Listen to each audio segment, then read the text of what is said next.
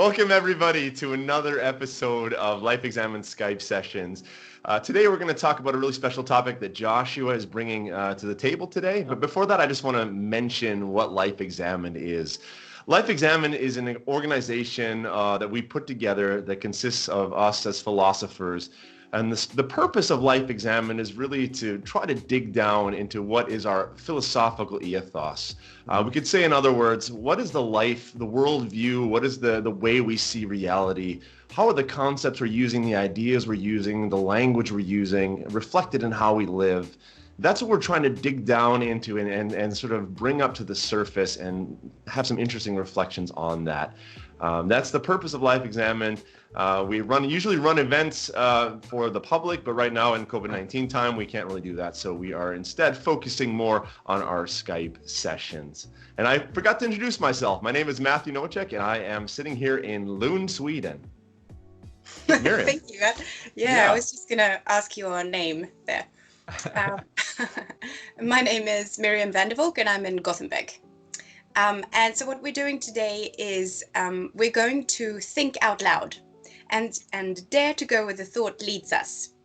So we're not making any recommendations, and we're not scientists who are presenting truths about stuff, but we want to talk about beliefs and ideas and thoughts. So that's what we want to do.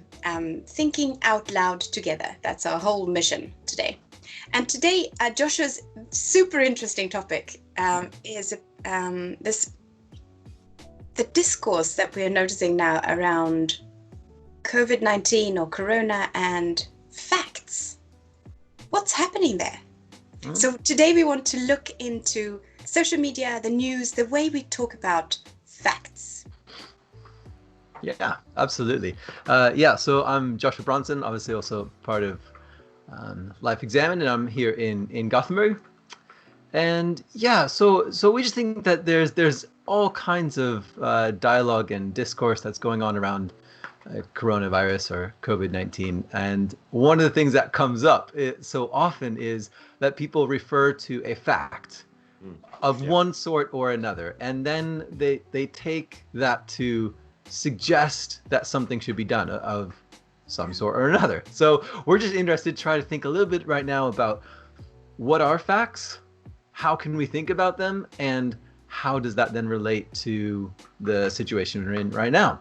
So I took just three definitions, three different ways of thinking about facts from the Stanford Encyclopedia of Philosophy, which is basically a very nerdy Wikipedia.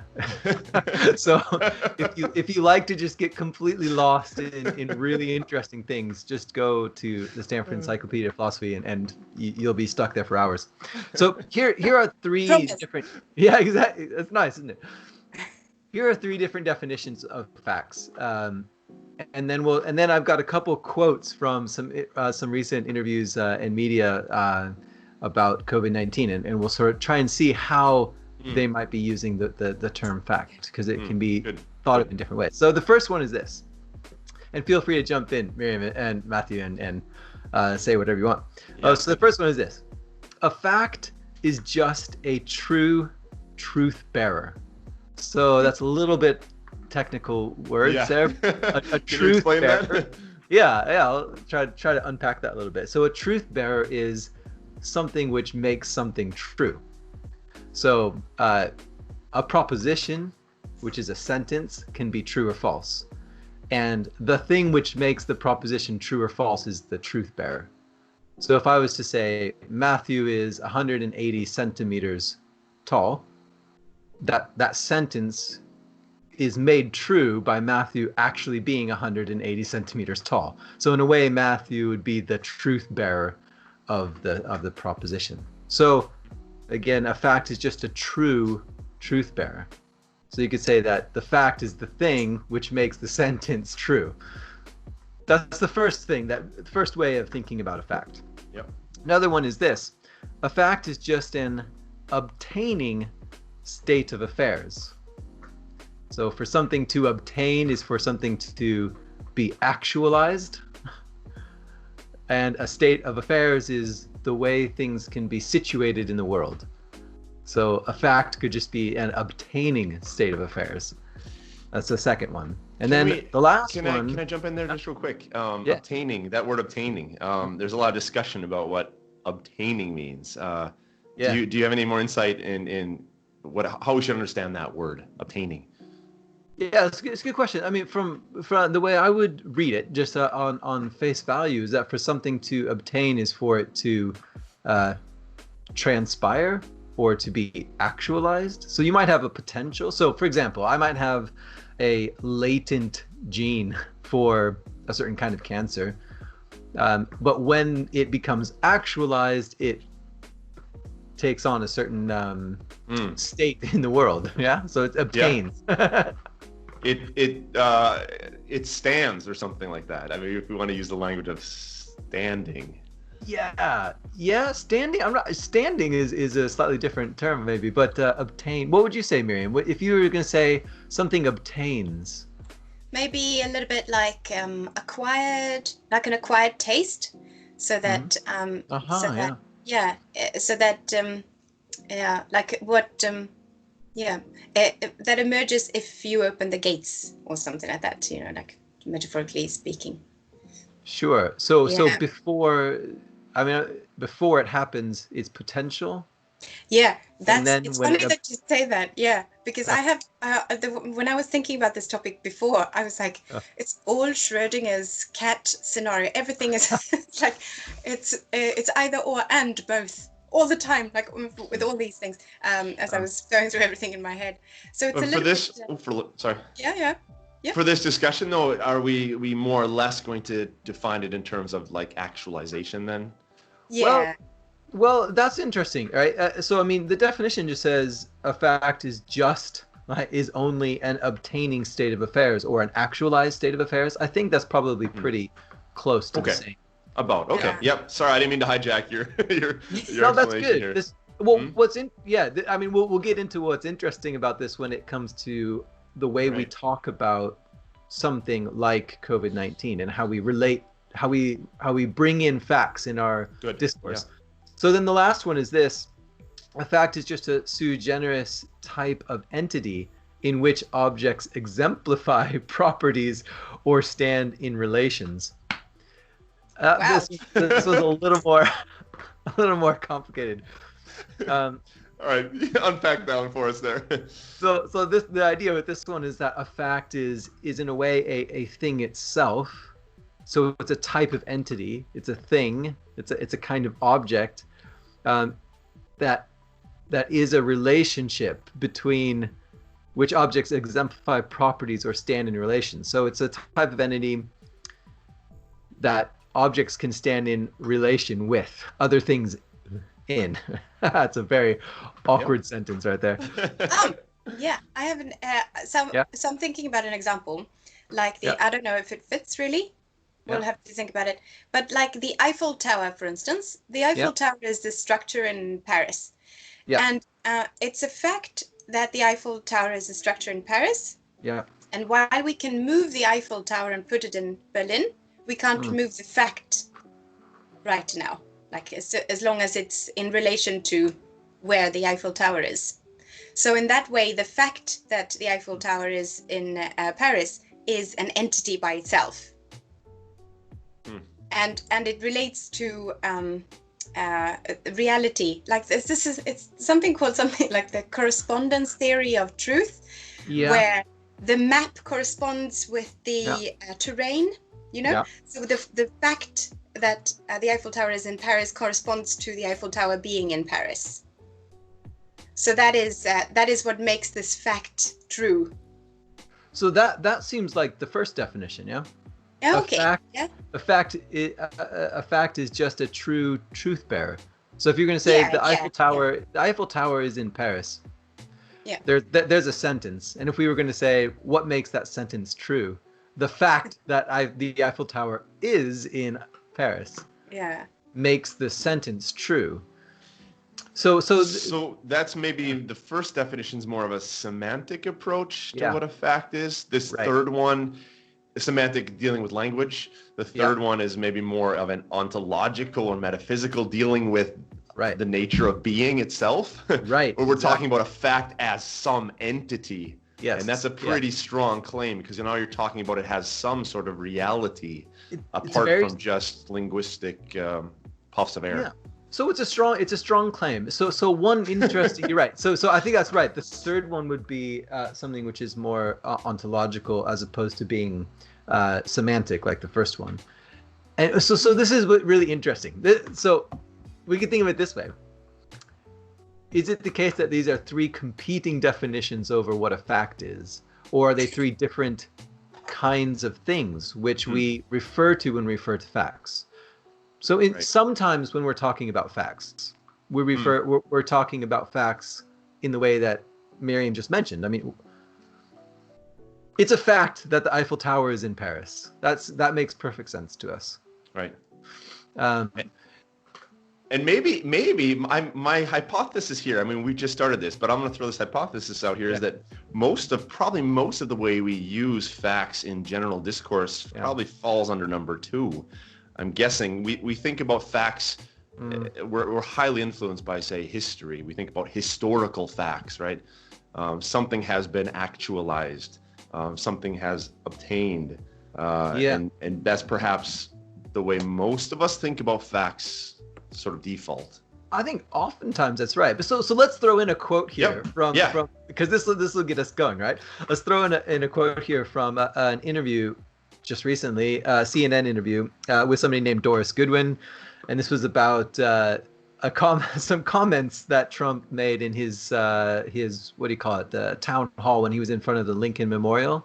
Maybe you guys didn't see that one, but this is the comment that I thought was really interesting. So Doris Goodwin says this. Yes, she's a historian, presidential historian, by the way. So she said this. She said, yes, it's true that we have a divided media so that facts on one side are not even agreed to on the other. Yeah. Right now, that's really interesting. What does fact mean in that case, right? Facts on one side are not even agreed to on the other. Oh, wait, I have a thing here. Yeah. Right. So there's another theory of truth. I've just read this book about truth. It's not like something that I knew before. But, it shows that you can expand your knowledge horizon, even if you're as old as I am. But anyway, so I already mentioned the correspondence theory of truth, where what you say about reality corresponds with how reality is, like the map that corresponds with the terrain, and that's what makes it true or not. And there's another one called the coherence theory, and the idea there is that you don't learn one by one, like that 11 plus 11 equals 22, and then you learn that 13 plus 11 equals 24, and then you learn that an even number is, etc. But you learn the whole system. And then you can infer these other things. So in this, the way it sounds like this journalist or commentator person was talking was that she was saying we have two systems of thought where things are coherent in their own internal way. But this is the most interesting thing I think now, because I'm noticing this too. It's like two worldviews that are internally coherent. Sure. And there is like no overlap. It's crazy. And the worst thing is I can see Joshua wants to say. I'm just gonna very, very quickly. My connected example is I have a friend who posted in a group on Facebook. She had this whole list from an article saying this is what the conspiracy theorists believe, and there was a long list of things that they believe. And I was thinking, that looks like logical fallacy. So I looked up logical fallacies, and indeed, it's like 3 different logical fallacies. That's great. Yeah, but this is an example again of how the coherent fact system is that you can that people nowadays talk about facts as something that doesn't have to be like across the board. And this is the interesting thing, What do we mean by fact if it can change like that? I think that's really important to start this discussion off, is like to ask Josh what you asked your first question. What are facts? Yeah. And that's why you gave us these three points, because I mean, we can say what facts aren't. I think we can say facts aren't just theories about things or random beliefs about things. There's something that obtains, or there's some sort of, there's something that is persistent, that persists, that stands in a way that, say, my belief in this or that doesn't, right? Sure. And it seems like that's where these two sides are having a difficulty even coming to understand a definition about what do we mean by facts here.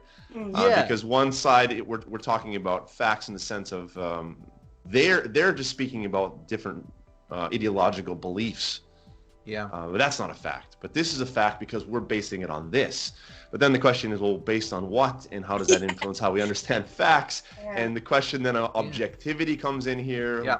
What sources are we looking to in order to, quote unquote, ground our facts, to give them that sort of sense of persistence that they need to not just be opinions or beliefs or theories or crazy ideas that your Uncle Jim has.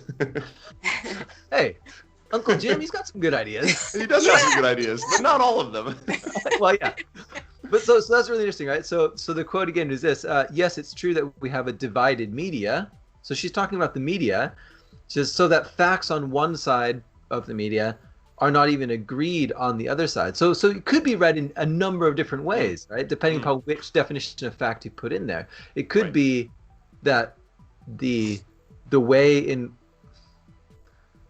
that there is a fact that is true on one side, but it's not agreed to be true on the other side. So there's debate over what counts as a true fact. Or it could be that she's using fact so that facts on one side are not even agreed on the other. She could be referring to facts as unmoored, like detached from truth. So it's like they've got their facts over there and we've got our facts over here. But that seems, that would not be what you were just saying, Matthew. And it wouldn't really be like a coherence theory of truth either. Although talking about theories of truth is a little bit different than talking about facts. But like a coherence theory of truth might fit in kind of a relativism about facts, where you could just have personal facts, whatever a personal fact is. But my guess is she's trying to point out something like there are facts, but the sides are divided, so they can't agree with each other on what counts as facts. Or she uses the word fact as already embedded in how she uses the word fact is that it comes with implications for behavior. For instance. But the way fact relates to true, it's like it doesn't really make sense to say this is a fact, but it's an untrue fact. Like then we know it's not really a fact, you know? So that's how it relates to truth. And then having so like having a true belief is where the facts are correspond to reality, you know? So it is, Well, I mean, this is interesting. What if we take that quote? Can you read that quote again? But instead of fact, substitute the word evidence. Okay. That quote with evidence instead of fact. This is really good. I want to see how that sounds when you read that. All right. So it goes this: yes, it's true that we have a divided media, so that evidence on one side are not even agreed to on the other. But that's really good, and that actually relates to that actually works with the next quote, which really fits in here really well. This is from Cuomo, who's the governor of New York. And he is talking about opening up New York City. So this is where a lot of this kind of discussion comes in, right? Right. So he's talking about whether or not, this is just what you were saying as well, Miriam, whether or not they should open up New York City. And he said this. He said, you don't open up based on emotion and passion, but on facts and data.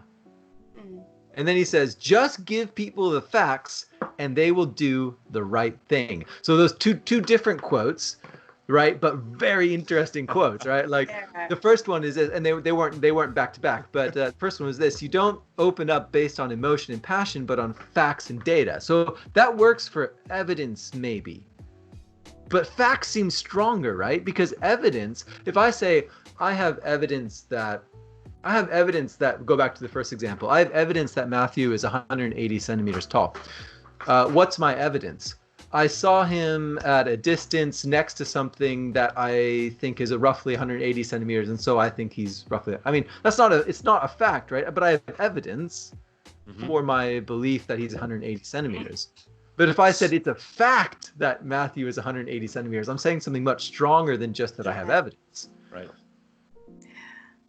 Right. Yeah.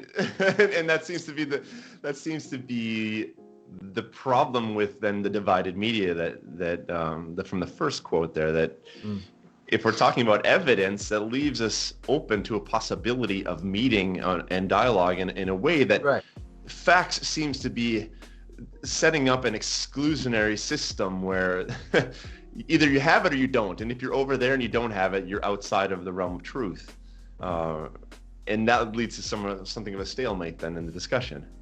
But I disagree. I disagree fundamentally with the second quote. I mean, for other reasons, I don't think you just give people facts and then that's going. Okay. They're just going to do the right thing. I don't think that's how human beings work. No.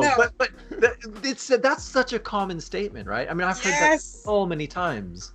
And that facts are cold, harsh reality. I think this is part of an ideology, I would dare to say, and it's the kind of like if you are sure that the fact is like the worst thing that could be true, and I know this because I've had tendencies like that, you know, for many years.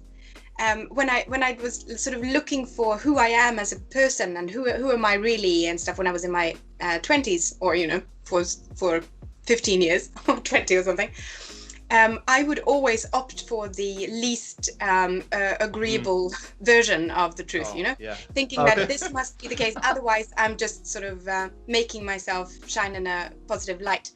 And I have a feeling, you know, I'm going to deliberately use the word feeling now.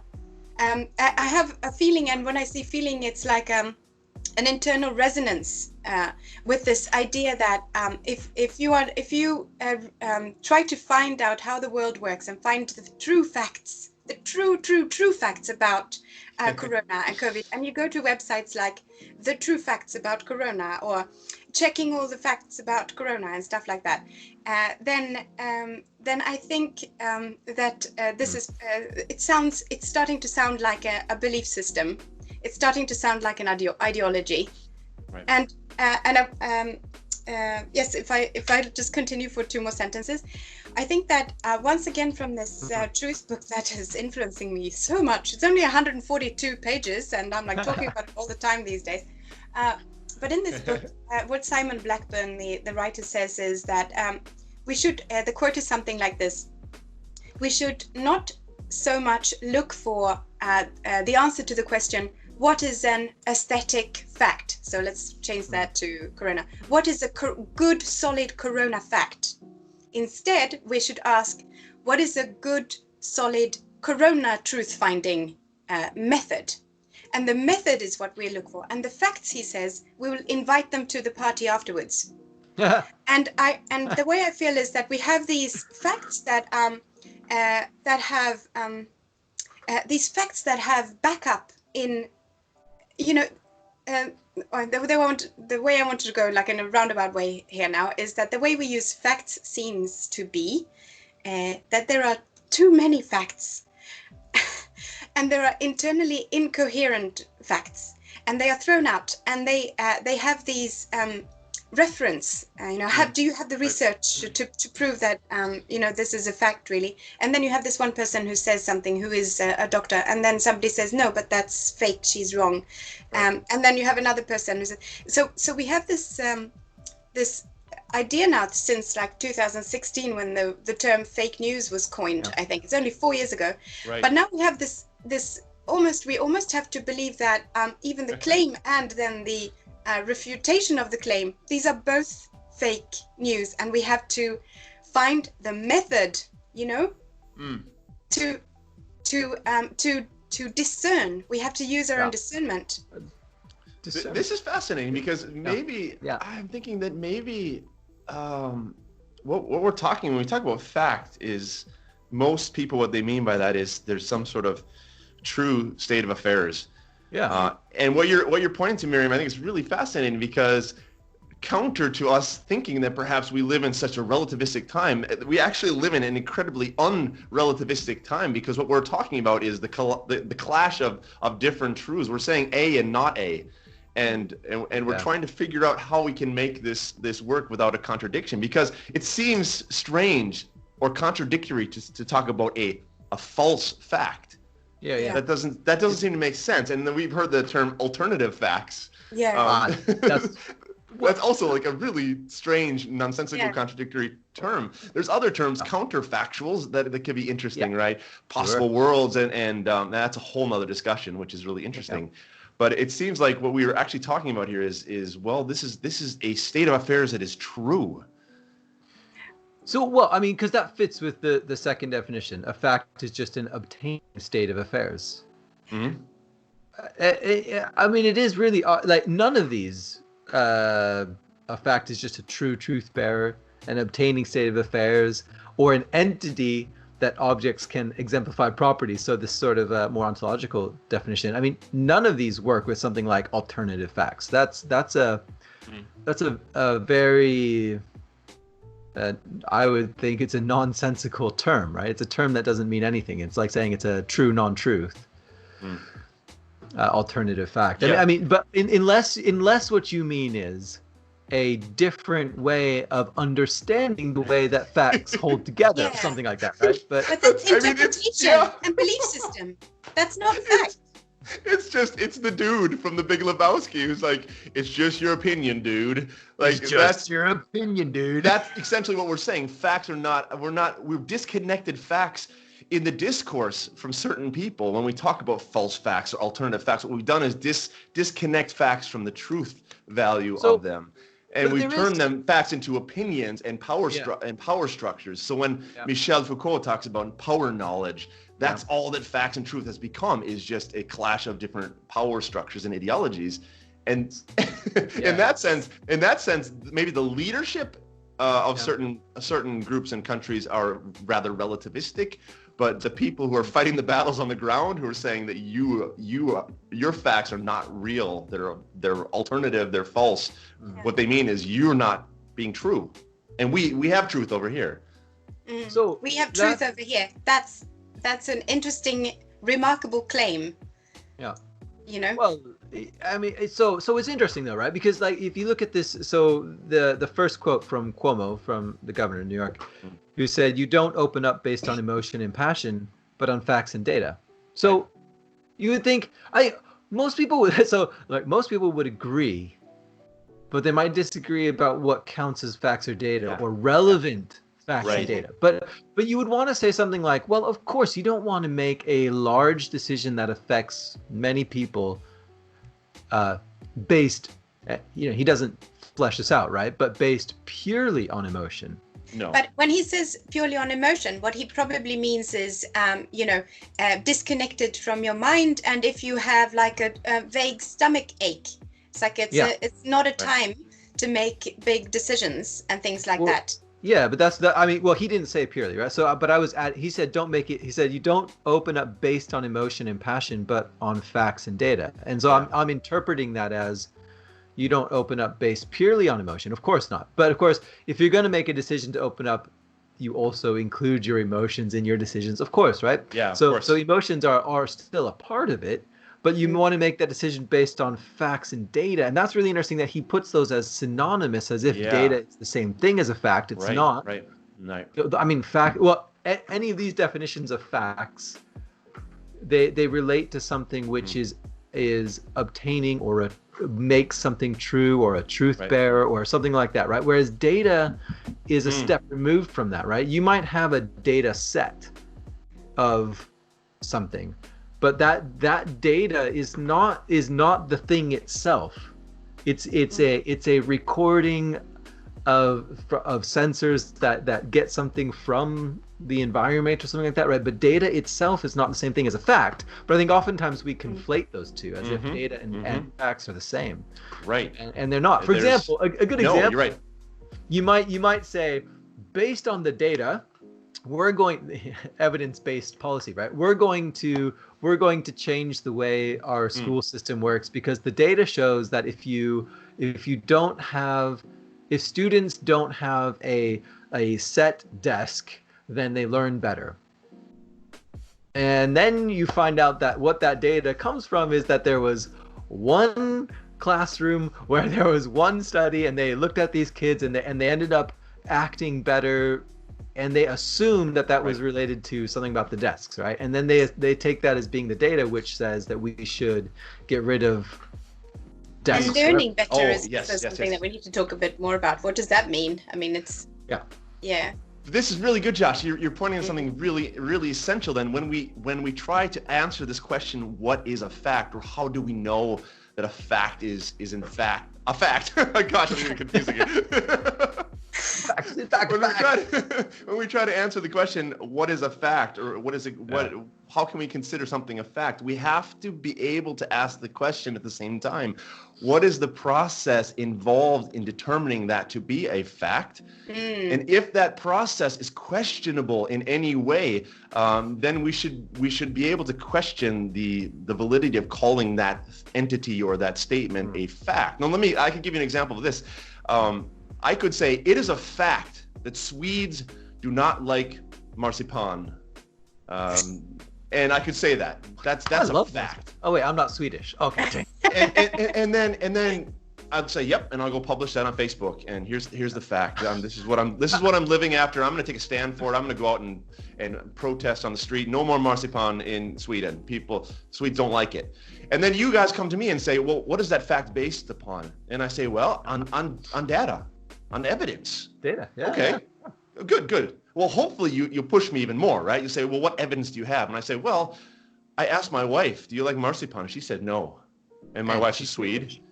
So therefore, check. Okay, that's the fact now.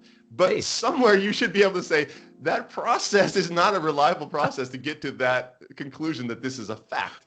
So therefore, we should go back and question the standing of that fact, right? Same thing, I think, in the COVID-19 case. There has to be ways in which we can say, how are you using this data to get to the conclusion that this is the fact that we need to be following? And there have got to be better and worse ways in which that happens. And following a fact, I mean, the fact that we need to be following, you said, because this is also what we call a fact and what we call like an ethics or an ethical standpoint, or like a course of action or recommended behavior and stuff like that. That is a separate story, but we cluster them all together. And I have seen also things on Facebook, such as somebody made a status saying, like, stop sharing this video. So it is false information, false facts. It's not true. And then, which is remarkable. False facts. Yeah, there it is. Yeah, it's a remarkable claim also to say that if you know the facts, what does it even matter if it's? I mean, if a fact is false, it will show by the world not bearing it out. It doesn't stand. It doesn't persist. Yeah, it doesn't persist.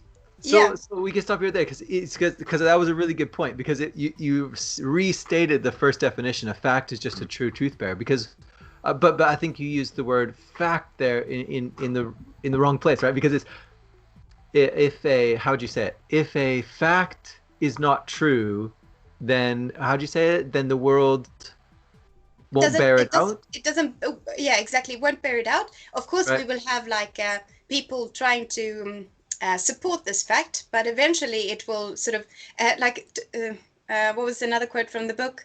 Truth doesn't triumph, its opponents just die out. Oh, well, okay. But I love that. if you take out the word fact there and you put in proposition, right, or a statement, right, then I think it works, right? A statement or a proposition about the world won't play out if the world doesn't correspond. It's true, right? Yeah. Right. So it's like if I say the Eiffel Tower is in London, that's a statement. It's a proposition, and it could be true or false. What makes it, according to the first definition, what makes that statement true or false is whether it's the case. The fact, state of affairs, the fact of the Eiffel Tower being either in London or not. Yeah. Right. There's also the pragmatic aspect. You could have a proposition that says jumping from the Eiffel Tower is a great way to fulfill the flourishing life. Sure. Pragmatically speaking, that's not going to pan out very well when people start living their lives practically after that proposition. Yeah. I mean, there's. Yeah, well, this relates a little bit to that last statement from Cuomo, right? Just give people the facts, and they will do the right thing. Which is behind a lot of times, comments like the way to solve X. The way to solve X is to improve education. Well, maybe depending upon what X is, right? But just because the idea behind it oftentimes is like, just give people the facts, and they'll do the right thing, or things will work out in the right way, and that's just. But that doesn't work. That doesn't work for us because we don't believe the facts unless we can be shown that the process that lead to the facts is actually reliable. If I could raise another example, directly related to COVID-19. There's 3 different ways I've heard. There's at least 3, but I've come across 3 very clear ways to think about the idea of face masks, whether we should have face masks or not in this COVID-19 period. On one extreme, we have the state of Wisconsin, the United States, that says as soon as you leave your house, you should have a face mask. Even if you're asymptomatic, doesn't matter. As soon as you leave your house, have a face mask. And the government of Wisconsin has come out on their website and said that this is the recommended action based on their evidence and facts. And then you have New York City, who's the state of New York, the government of New York, who says you don't need to have a face mask when you leave the house. If you have the flu or you're working with people in hospitals, then it's recommended that you have face masks. So more of a moderate position. Sure. And then we have the Swedish government on the other extreme, which says you don't need face masks. In fact, they're going to be detrimental because it's going to lead you to other behaviors that would help you not contract COVID-19. Like it's going to give you the sense of, well, now I can go hang out with people and put my arms around them, and social distancing will throw that out the window. Sure. And all 3 of these governments are making this recommendation based on what they think is the facts regarding how effective face masks work. The same facts, the same data. Well, I mean, it might not be exactly the same data, right? Because you might get different. This is why data and facts are not the same thing, right? You might get different.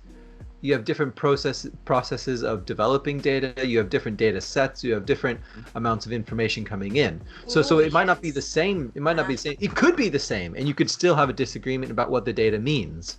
We could say that it's based on. It's based on different data. Yeah. So these 3 recommendations is based on different data. Probably. Could we say that it's based on different data because we don't know the facts? Is different that a data? It could also be different interpretations of the same data. Yeah. I mean, the way in which you frame the data can influence the results that you get. I mean, this is really common in empirical studies, right? I mean, that you go back and question the results of the study based on the way in which the data is framed. Yeah. So it could, in fact, be the same data set they're all using. Yeah. Absolutely. But also sort of how you count how you make your statistical collection of data. That would be different. So that's interesting, right? Because we would want to say, this is a great way to use the word fact. We would want to say there is a fact of the matter about whether or not wearing a face mask inhibits the spread of coronavirus or not. It's just that we have a hard time accessing that fact, because to access it, you need a lot of accurate data. You need a lot of other things that go into play, and there's a lot of all things considered equal, which is never equal, right? So maybe different populations act differently, and so having a mask that makes a difference in different contexts. Yeah. But there is some sort of fact of the matter about how coronavirus is spread, which is going to be the same in Sweden or Wisconsin or New York. But now you're talking a little bit more about if this is right. Definition number 3, that there is an entity that is itself independent of the cultural frameworks in which we come to it, the linguistic frameworks. There is a fact of the matter. But I had the same thought when I was thinking about this this morning. And for me, it was, I was thinking about, I had almost the same phrasing as you, Josh. I told myself, there is a truth about this. There is a truth about how there are true facts about this. And then as soon as I had said that, I was like, what doesn't resonate with this statement? And then I got the idea, like, is this really the Schrödinger example that I brought up in the beginning? And the sort of both wave and both particle, is that really what's happening for real now?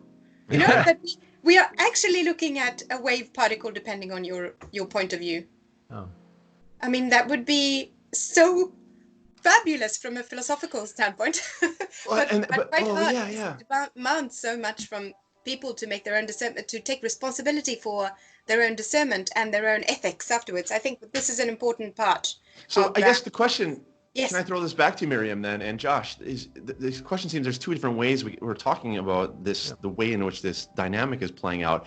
One way is that we recognize that I have a set of facts that are true, and there's a set of facts over there that are also true, but they're incongruous or contradictory even. That's one way of saying it. Or I have a set of truths and I'm calling or I have a set of facts that are true and I'm calling your facts false facts. What I mean by that is they're not actually true.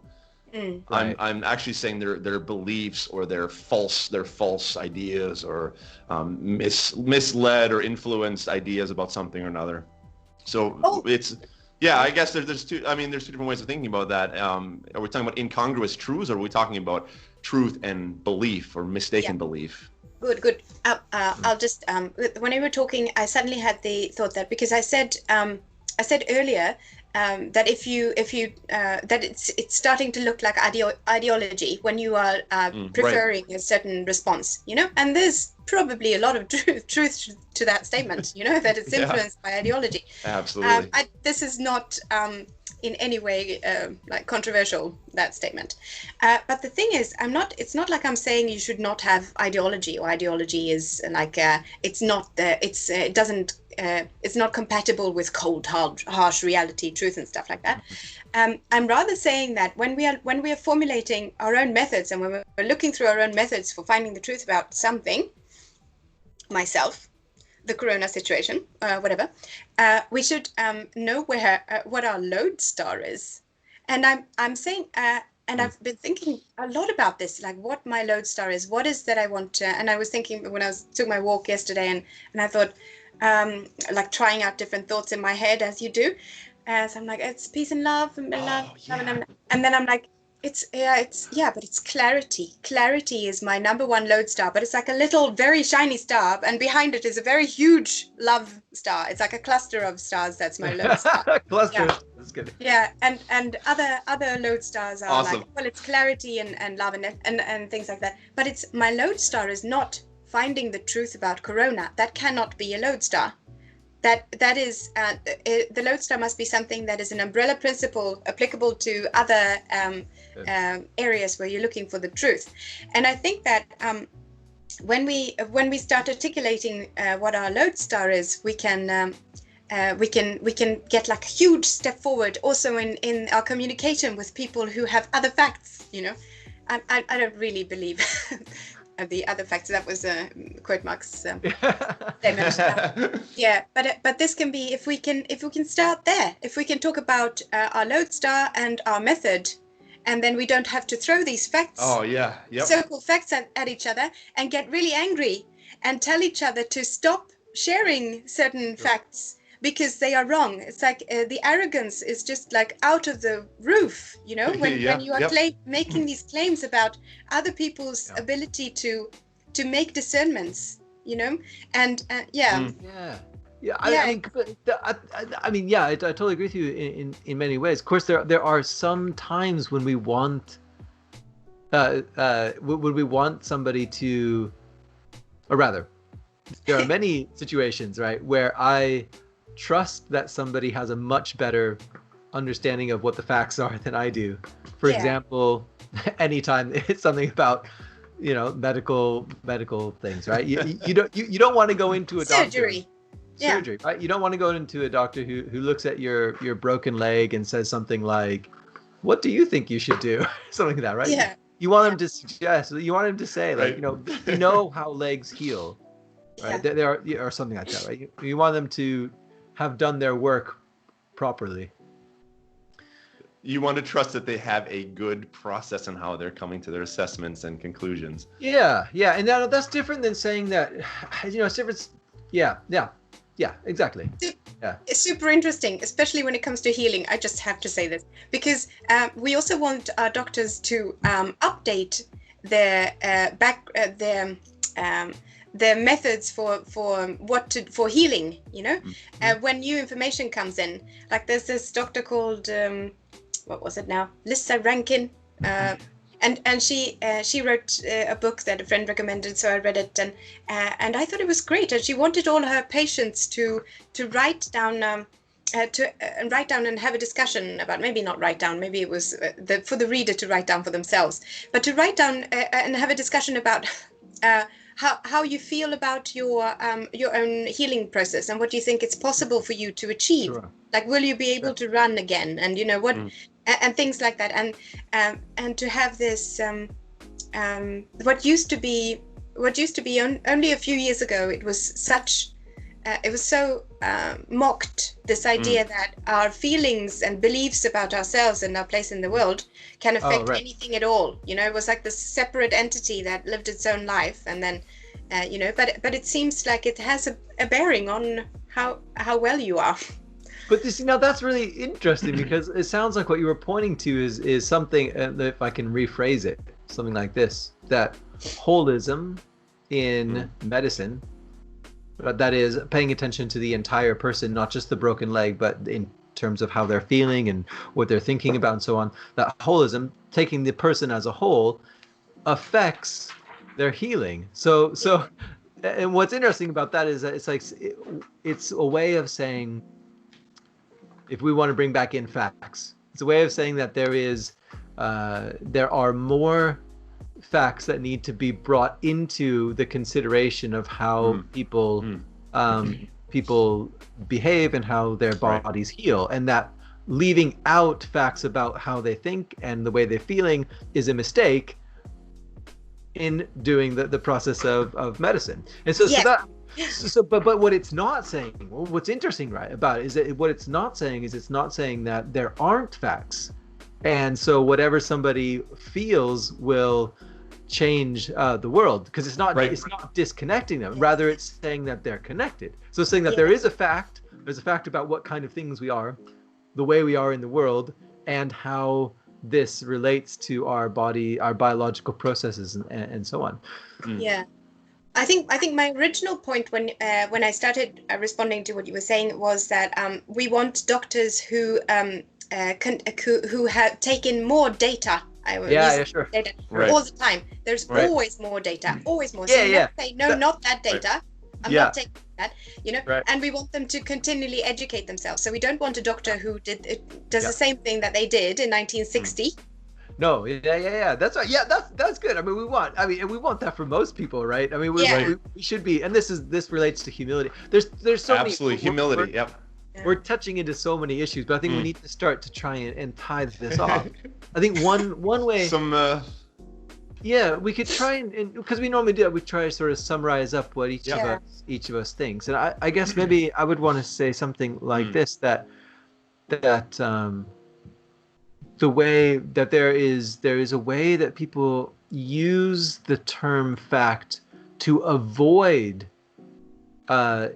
giving method an but I think that sometimes people use the word fact in conversations as a way to avoid talking about their process, or to avoid talking about the complications in something, right? They use it to try and force something through rhetorically rather than to argue for something. So that's something to sort of be aware of, like when we're listening to the dialogue about COVID-19, and people say, oh, well, the fact, and sometimes they say that because they don't want to give an argument.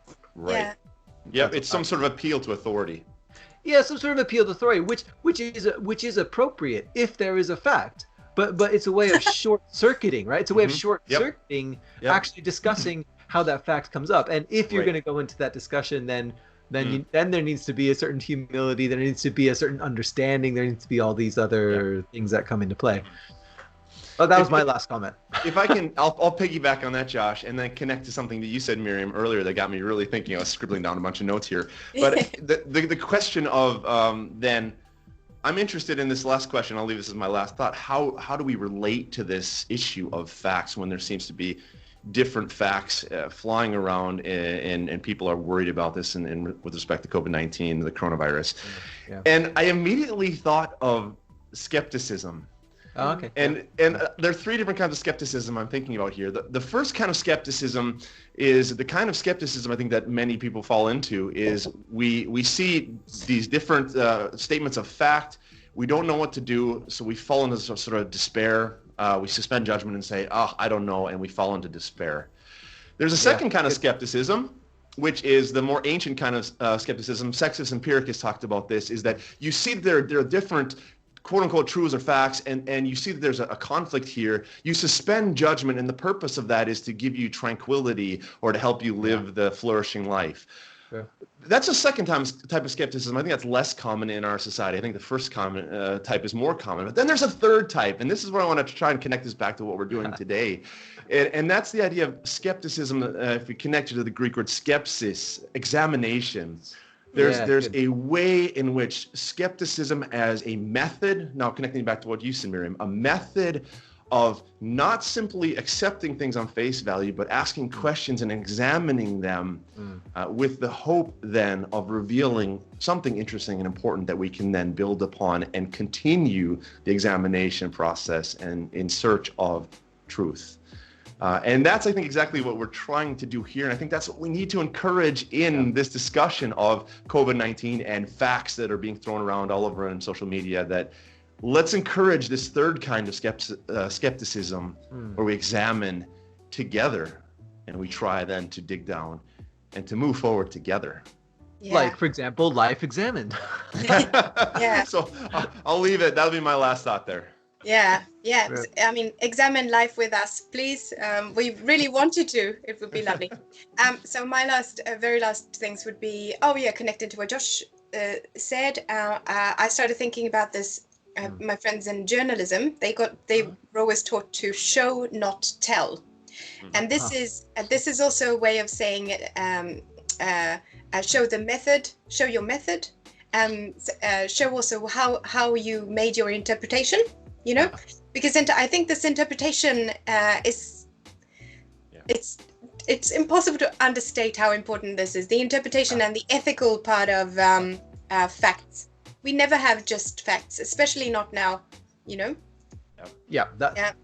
That's really good. That's fantastic. Oh, I just remembered we should make a plug for, I think, next week. The next week we can have a guest, right? Hopefully, hopefully, and it continues on in some ways on this theme, talking about academic freedom, and that's very fascinating how that relates to facts. So hopefully this discussion can sort of build us up into that discussion about academic freedom, the pursuit of facts, you could say. Right. Oh, I'm looking forward to that. I think that's a good place to tie it off there, Joshua. Joshua, Miriam, thank you guys so much for joining us today. And all of you who are viewing this, thank you for joining us here at this Skype session of Life.Examined. We look forward to seeing you here again in the future. Thank you from us. Bye. Bye-bye. Bye.